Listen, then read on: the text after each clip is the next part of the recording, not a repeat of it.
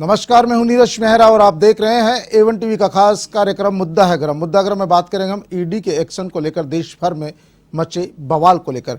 क्या वाकई में सरकारें, जो केंद्रीय संस्थाएं हैं, उनका दुरुपयोग करती है? क्या स्टेट गवर्नमेंट जो होती है वो भी अपनी संस्थाओं का दुरुपयोग करती है? क्या वाकई में केंद्र सरकार ईडी सीबीआई का दुरुपयोग कर रही है? इन्हीं तमाम बातों को लेकर चर्चा के लिए मेरे पास मौजूद है भरत कुमार मेघवाल, कांग्रेस पार्टी से। आपका स्वागत है। सुरेश कुमार गर्ग, भारतीय जनता पार्टी से, आपका भी स्वागत है। भरत जी, जिस तरह से ईडी के नोटिस के बाद राहुल गांधी और सोनिया गांधी को ईडी ने जो नोटिस जारी किया, उसके बाद आज पूरे देश भर में कांग्रेस कार्यकर्ताओं ने धरने प्रदर्शन किए। दिल्ली में भी कांग्रेस कार्यकर्ताओं ने प्रदर्शन किया। मुख्यमंत्री अशोक गहलोत सहित तमाम बड़े जो कांग्रेस के नेता थे उन्होंने गिरफ्तारियां दी और राहुल गांधी खुद ईडी के सामने पेश भी हुए। भरत जी, इस पूरे मामले को लेकर आपका क्या कहना है? सबसे पहले मैं आपकी राय जानना चाहता हूं, आपकी पार्टी की राय जानना चाहता हूं कि आपकी पार्टी का क्या कहना है इस पूरे मामले को लेकर। नरेश जी, ये जो मामला है, जैसे नेशनल हेराल्ड जो ये केस है, 1938 में माननीय प्रधानमंत्री स्वर्गीय पंडित जवाहरलाल नेहरू जी द्वारा जो ये केस, ये अखबार शुरू किया गया था। इस अखबार का उद्देश्य था कि अंग्रेजों की जो दमनकारी नीतियां थी, अंग्रेजों का जिस तरीके से के मामले को लेकर जो पूरी पार्टी में आज जो विरोध का स्वर, बिल्कुल मैं वही उसी बात पे आना चाहता हूं। उस समय इस अखबार का उद्देश्य था कि अंग्रेजों द्वारा जो यातनाएं दी जा रही थी, जो नीतियां गलत थी, उनको उजागर करना था और लोगों में एक देश के प्रति और अपने भारत के प्रति देशभक्ति को उत्पन्न करना था। तो 1942 में अंग्रेजों ने इस अखबार को बंद किया। उसी तरह आज इस देश के अंदर भारतीय जनता पार्टी द्वारा पिछले 8 सालों में जिन जिन व्यक्तियों द्वारा इस भारतीय जनता पार्टी की दमनकारी नीतियों, इनके जो ऐसे कार्य हैं जिससे इस देश को नुकसान हो रहा है, उसके लिए बोलने पर ईडी, सीबीआई, इनकम टैक्स और अन्य केंद्रीय एजेंसियों का दुरुपयोग करके कांग्रेस पार्टी के नेताओं की, कांग्रेस पार्टी के कार्यकर्ताओं की आवाज दबाई जा रही है। इसलिए नीरज जी देखिए, आज पूरे देश के अंदर, पूरे प्रदेशों में भारतीय जनता पार्टी की इन दमनकारी नीतियों, इन सरकारी संस्थाओं के दुरुपयोग के खिलाफ राहुल गांधी जी के नेतृत्व में, उनकी अगुवाई में पूरे प्रदेशों के अंदर ईडी के दफ्तर के बाहर कांग्रेस कार्यकर्ताओं ने, नेताओं ने अपना विरोध प्रदर्शन किया है। और इस विरोध प्रदर्शन करने के साथ साथ उन्होंने ये चेतावनी भी दी है भारतीय जनता पार्टी को कि अगर इस देश की मुद्दों को आवाज उठाने पर आपके द्वारा इन सरकारी संस्थाओं का दुरुपयोग करके हम पे दबाव बनाया जाएगा तो कांग्रेस पार्टी का कार्यकर्ता, नेता कभी पीछे नहीं हटेगा। और जिस तरह से देश की आजादी के पूर्व हमने लड़ाई लड़ी थी, उसी तरह से आज भी इस तरह से लड़ाई लड़ी जाएगी। इस केस के अंदर किसी भी तरह का कोई मनी लॉन्ड्रिंग होता नहीं है, क्योंकि देखिए, मनी लॉन्ड्रिंग का मतलब होता है जहां फाइनेंशियल ट्रांजैक्शन हिट होती है, जहां किसी अवैध तरीके के रुपए को एक नंबर में किया जाता है। जो ब्लैक मनी होती है उसे एक नंबर की मनी में जिस तरह से ट्रांजैक्शन किए जाते हैं, that is called money laundering. लेकिन इसके अंदर एक ऐसी कंपनी जो कांग्रेस की विरासत को बताती थी, एक ऐसा अखबार जो इस देश के स्वतंत्रता सेनानियों का हिस्सा था, एक ऐसा अखबार जो इस देश की वीर गाथा को बताता था, उस अखबार को चालू करने के लिए अगर कांग्रेस पार्टी ने उसको कोई लोन दिया था तो उसमें क्या गलती की? कोई गलती नहीं की। लेकिन भारतीय जनता पार्टी अपने राजनीतिक दुर्व्यवहार को बताने के लिए माननीय राहुल गांधी जी पर इस तरह का आरोप प्रत्यारोप लगा के कांग्रेस पार्टी को दबाना चाहती है। सुरेश जी, बिल्कुल सीधा सीधा आरोप लगाया कि कहीं न कहीं केंद्रीय संस्थाओं का जिस तरह से दुरुपयोग हो रहा है, उसका आज देश भर में कांग्रेस पार्टी ने विरोध किया है। और इनका कहना है कि यदि इसी तरह से दमनकारी नीतियां चलती रही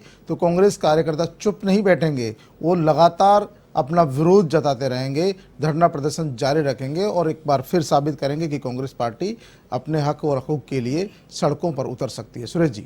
नीरज जी, अगर मान लो कि कांग्रेस ये कहती है कि साहब हमने भ्रष्टाचार नहीं किया है या कंपनी को हमने हत्याया नहीं है, तो फिर डर किस बात का? अगर इन्वेस्टिगेशन एजेंसी कोई चीज पूछ रही है तो उसका जवाब दीजिए ना। उस इन्वेस्टिगेशन एजेंसी के ऊपर प्रेशर बनाने के लिए पूरे हिंदुस्तान से कार्यकर्ताओं को बुला के पूरी दिल्ली को जाम करना, ये कौन सा न्याय है? अगर भाई ईडी ने आपको बुलाया है तो ईडी जो चीज पूछ रही है उसका जवाब दीजिए। मैं अब इस चीज पे लाना चाहता हूं कि 1930 के अंदर एजीएल कंपनी बनी थी, वो 5000 स्वतंत्रता सेनानियों ने उस कंपनी को बनाया था। उस 5000 स्वतंत्रता सेनानियों की कंपनी को राहुल और सोनिया जी ने हड़पका है। 1930 में कंपनी बनी है, 2008 के अंदर वो कंपनी बंद हो जाती है। उस कंपनी को कांग्रेस को किसी चीज का डोनेशन मिला है। अगर कोई डोनेशन किसी कंपनी को आप 90 करोड़ रुपए किस बात के दे सकते हो? अरे वो कंपनी अखबार चला रही है तो आप कांग्रेस डोनेशन के, जो जनता ने उसमें डोनेशन दिया है वो डोनेशन आप किसी कंपनी में 90 करोड़ रुपए का कैसे दे सकते हो? 2008 में कंपनी बंद हो जाती है। 2010 के अंदर ये यंग इंडिया लिमिटेड के नाम से 5 लाख रुपए में कंपनी बनाते हैं। उस कंपनी के अंदर वो उसके कंपनी के शेयर देकर उसके मालिक, मां बेटे दोनों मालिक बन जाते हैं। अरे भाई ये कहां का न्याय है? जब आपको अखबार चलाने के लिए जमीन दी गई है तो वो रियल एस्टेट कंपनी कैसे बन जाती है? जब रियल एस्टेट कंपनी बन जाती है वो यंग इंडिया लिमिटेड उसकी मालिक क्यों बन जाती है? यंग इंडिया लिमिटेड 5 लाख रुपए की कंपनी से बनती है और उसके अंदर ये दोनों मां बेटे वो 2000 करोड़ रुपए के मालिक बन जाते हैं। तो ये भ्रष्टाचार नहीं है तो क्या है? मनी लॉन्ड्रिंग होती है। मैं चाहूंगा पैसा आए या नहीं आए, सीधा सीधा भ्रष्टाचार है। 2000 करोड़ रुपए का इन्होंने भ्रष्टाचार किया है। सुरेश जी एक बार मैं चाहता हूं भरत जी मैं थोड़ा इतिहास इनका सही करना चाहता हूं। जी, बिल्कुल। 1938 के अंदर ये कंपनी बनी थी और 1938 के अंदर एजीएल कंपनी ने इस अखबार प्रकाशन को शुरू किया था। आप जिस चंदे की बात करते हैं तो उस चंदे पे मैं ये पूछना चाहता हूं कि 2017 में भारत सरकार ने इलेक्ट्रोल बॉन्ड का आविष्कार किया है और 2018 में उसे कानूनी अमली जामा पहनाया है। इलेक्ट्रोल बॉन्ड के माध्यम से भारतीय जनता पार्टी ने टोटल 2500 जवाब ये दीजिए कि आपने एक एजीएल कंपनी को 90 करोड़ रुपए किस बात के दिए? चंदा के रूप में जो पैसा लिया हुआ है वो एजीएल कंपनी को क्यों दिया गया? उसका जवाब दीजिए। आप हम ये जवाब जानना चाहते हैं कि वो जो पैसा है जनता से जो चंदा लिया हुआ है वो एक कंपनी को कैसे आप 90 करोड़ रुपए दे सकते हो और फिर उस पर ऋण माफ कर देते हो? ये कौन सा न्याय है? 2000 करोड़ रुपए का सीधा सीधा आपने भ्रष्टाचार किया है। मैं चाहता हूं भरत जी की बात लोगों तक पहुंचे कि आखिरकार इसमें भ्रष्टाचार कहां हुआ है, जो आपने आरोप लगाए हैं उन आरोपों का क्या जवाब देते हैं? मैं वही बात बता रहा हूं। इलेक्ट्रोल बॉन्ड एक ऐसा बॉन्ड है जिसमें भ्रष्टाचार के पैसे, ब्लैक मनी के पैसों का कोई हिसाब किताब नहीं होता है। उसमें ये गुप्त दान होता है जिसमें ये नहीं बताया जाता। टोटल दान का 75% भारतीय जनता पार्टी को मिला है। अब बात आती है वाईएल यंग इंडिया लिमिटेड कंपनी की, तो मैं सुरेश जी को बताना चाहता हूं यंग इंडिया लिमिटेड एक नॉन प्रॉफिट ऑर्गेनाइजेशन कंपनी है, सेक्शन 25 कंपनी। फिर रियल एस्टेट कंपनी कैसे हो गई?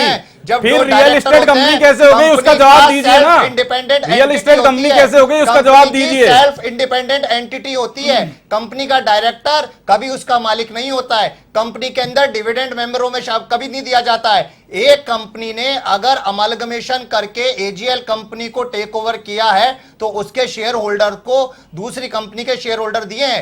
एजीएल कंपनी में टेक ओवर को भ्रष्टाचार 2000 करोड़ फाइनेंशियल लेनदेन हुआ नहीं सुरेश जी? भ्रष्टाचार निश्चित रूप से हुआ है में किया गया था, निश्चित रूप से हुआ है। हाईकोर्ट कह रही है, दिल्ली हाईकोर्ट कह रही है 2019 के अंदर कि ये गलत काम हुआ है। दिल्ली हाईकोर्ट बोल रही है, दिल्ली हाईकोर्ट बोल रही है। आप कैसे उसको नकार सकते हो? अगर भ्रष्टाचार नहीं हो तो डर किस बात का है? फिर राहुल गांधी किस बात के लिए डर रहे हैं? वो राहुल गांधी क्यों डर रहे हैं? फिर किस बात पे, किस बात पे राहुल गांधी डर रहे हैं? मैं ये जानना चाहता हूँ। सच्चाई से डरे सुरेश जी को, क्योंकि यहाँ सच्चाई भैया मैं कह रहा हूँ कि राहुल गांधी को किस बात का डर है? अगर ईडी जी की बात दर्शकों तक पहुंचे तो मैं चाहूंगा आप इनका जवाब दें। राहुल गांधी जी, माननीय राहुल गांधी जी आज ईडी के सामने पेश हुए हैं। हमारे वो पूर्व अध्यक्ष रहे हैं। राहुल गांधी जी हमारे नेता है और हमारे नेता होने की वजह से पूरी कांग्रेस पार्टी का, कांग्रेस के कार्यकर्ताओं का, भरत जी मेरा एक सवाल है, क्या ईडी ने जो नोटिस दिया उसका जवाब दिया जाना उचित नहीं मानती कांग्रेस पार्टी? हमने ऐसा कभी नहीं कहा कि उचित नहीं मानती। ईडी ने जब जब राहुल गांधी जी को, माननीय सोनिया गांधी जी को बुलाया है, चाहे वो कोर्ट रहा हो, माननीय कोर्ट रहे हो, चाहे वो ईडी का ऑफिस रहा हो, कांग्रेस पार्टी के राहुल गांधी जी, सोनिया गांधी जी वहां गए हैं। बात इस बात की आती है कि राजनीतिक जो दुर्व्यवहार किया जा रहा है, आवाज को दबाया जा रहा है। आप देखिए राजस्थान में जब से भारत जोड़ो आंदोलन की शुरुआत हुई, जब से कांग्रेस पार्टी ने भारतीय जनता पार्टी के कारनामों को उजागर करना शुरू किया, इन्होंने सरकारी संस्थाओं का दुरुपयोग करना शुरू कर दिया है। मैं ये पूछना चाहता हूं, यंग इंडिया लिमिटेड एक नॉन प्रॉफिट ऑर्गेनाइजेशन कंपनी है जिसकी ऑडिट होती है बकायदा, जिसकी ऑडिट होती है बकायदा। आज तक सवाल कांग्रेस पार्टी ने उठाया, सवाल भरत जी ने उठाया कि आखिरकार जब फाइनेंशियल लेन देन नहीं हुआ तो कहां से जो है ईडी को कार्रवाई की जरूरत है? कहां पे भ्रष्टाचार हुआ है? ये भ्रष्टाचार इस तरह से हुआ है जी, इन्होंने 90 करोड़ रुपए कांग्रेस ने एजीएल को दिए पहली बात तो है कि कांग्रेस एक पार्टी है जिसको चंदा मिला है, वो किसी कंपनी को लोन नहीं दे सकती, सबसे पहली बात है। दूसरी बात, 2008 के अंदर ये कंपनी बंद कर दी जाती है लॉस की वजह से। 2010 के अंदर यंग इंडिया लिमिटेड कंपनी बनाई जाती है 5 लाख रुपए से।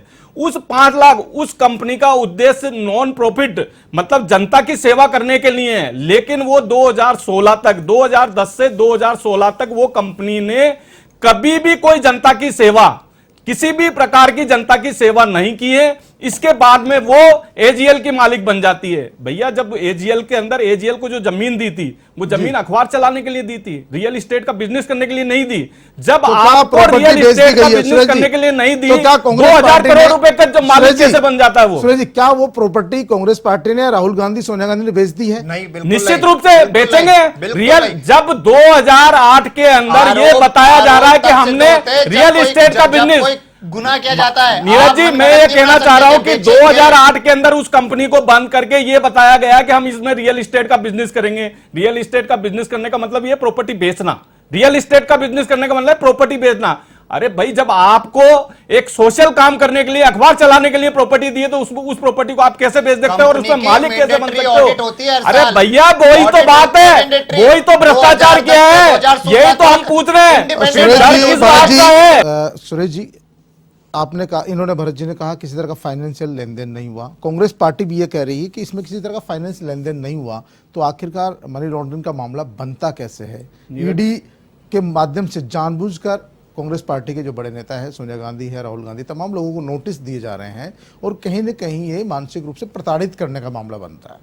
नीरज जी, आप कैसे मान रहे हो कि मनी लॉन्ड्रिंग का केस नहीं हुआ? मनी लॉन्ड्रिंग के केस के अंदर केस या किसी प्रॉपर्टी का भी अगर लेन देन होता है, वो भी मनी लॉन्ड्रिंग कहता है। मैं ये कह रहा हूं कि 1930 के अंदर अगर कोई कंपनी बनी है, अखबार चलाने के लिए कंपनी बनी है, और वो भी 5000 स्वतंत्रता सेनानियों के माध्यम से बनी है, उस कंपनी के अंदर कोई प्रॉपर्टी दी जाती है कि भैया आप अखबार चलाने के लिए प्रॉपर्टी दी जाती है, फिर वो कंपनी घाटे में चली जाती है, कांग्रेस उसमें 90 करोड़ रुपए का लोन देती है, और इसके बाद में 2008 के अंदर उस कंपनी को बंद करके आप रियल एस्टेट कंपनी बना देते हो।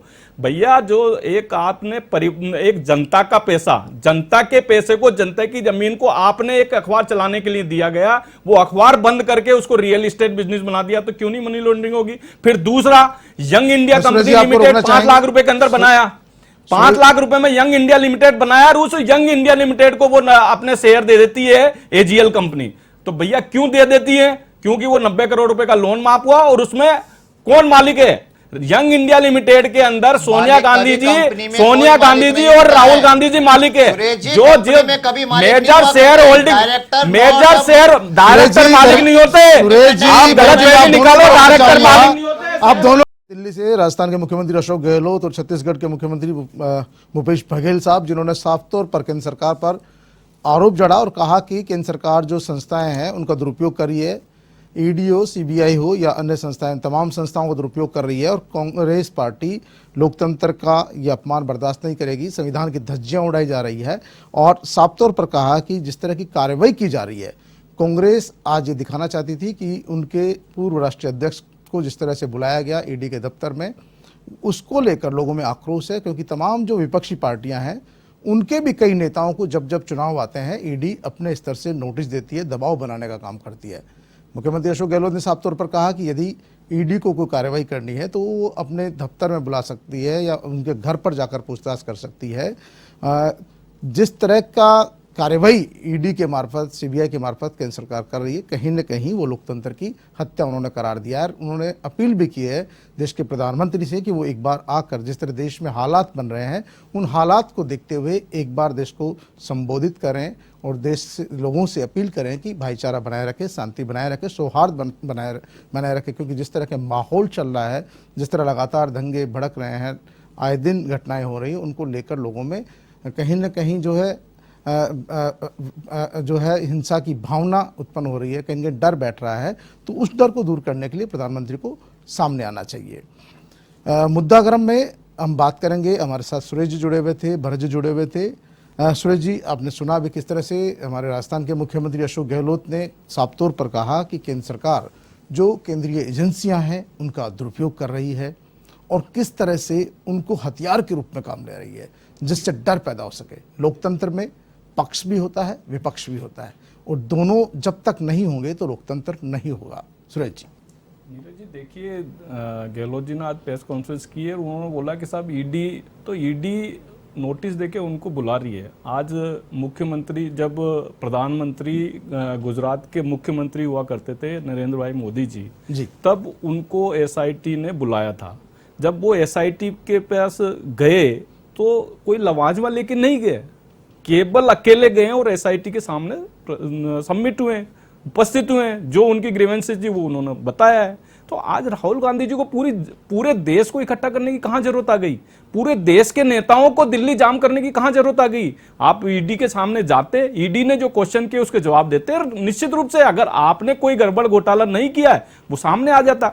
जब मैं ये कहना चाह रहा हूं कि 2019 के अंदर दिल्ली हाई कोर्ट ने खुद ने ये बोला है कि एजीएल का यंग इंडिया लिमिटेड में जो विलय हुआ है वो गलत है, दिल्ली हाईकोर्ट बोल रही है। मैं एक चीज और पूछना चाहता हूं, डोटेक्स मर्केंटाइज कंपनी प्राइवेट लिमिटेड है कलकत्ता की, जो हवाला का काम करती है, उसका यंग इंडिया लिमिटेड से या इन लोगों से क्या संबंध है? वो सिर्फ हवाले का काम करती है, जिनका इनसे तो मैं जवाब जानना चाहता हूं राहुल गांधी जी से, भैया आपका उस हवाला कंपनी से क्या संबंध है? कहीं कहीं उस संलिप्तता नजर आती है।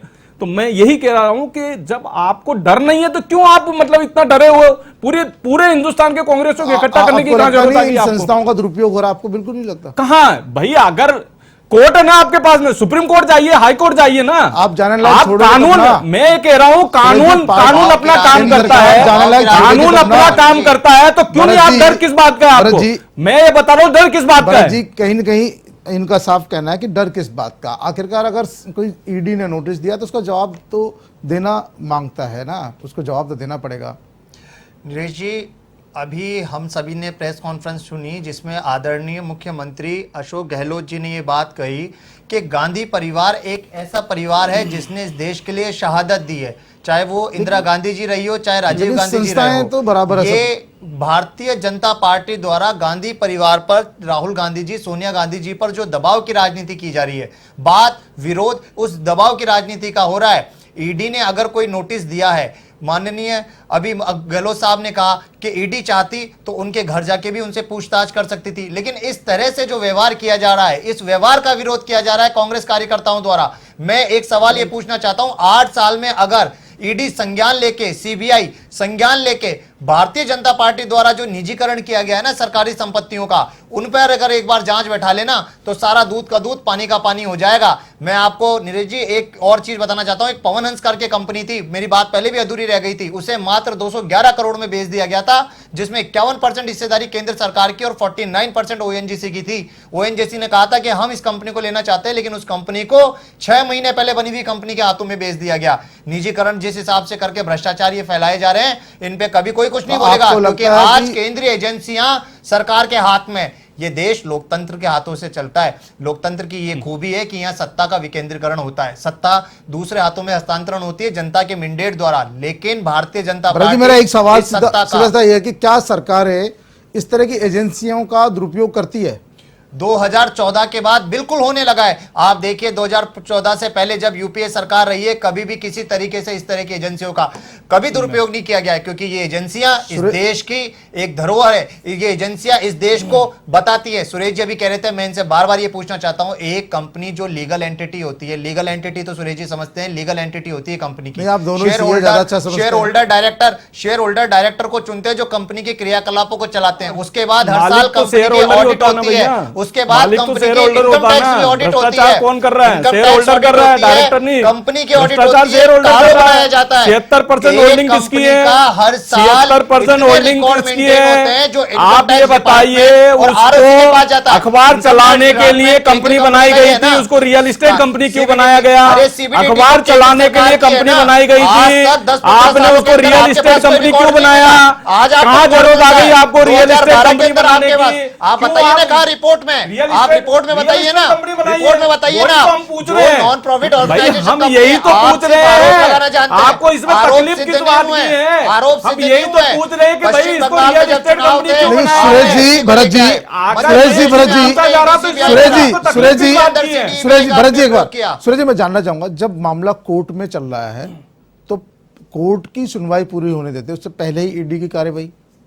क्योंकि नीरज दबाव जी, की राजनीति नीरज जी, करना मैं चाहते ये हैं। भी कहना चाह रहा हूं- यही राज्यसभा चुनाव के तुरंत बाद। नहीं, मैं नीरज जी ये कहना चाहता हूं कि 2019 के अंदर दिल्ली हाई कोर्ट ने बोला है कि एजीएल कंपनी का young supreme India court limited ने कंपनी उस- के अंदर सुप्रीम कोर्ट ने खारिज करा, मिले हुआ है, सुप्रीम कोर्ट ने गलत खारिज हुआ किया, है, ये भी तो बताओ। गलत हुआ है सुरेश जी, सुप्रीम कोर्ट ने मुझे बताइए, अगर माननीय ईडी ने अगर सुप्रीम संबंध कोर्ट दिया ने तो उनको खारिज तकलीफ किया है। किस सुप्रीम बात कोर्ट की ने है? उसे खारिज भी किया, ये भी बताओ ना।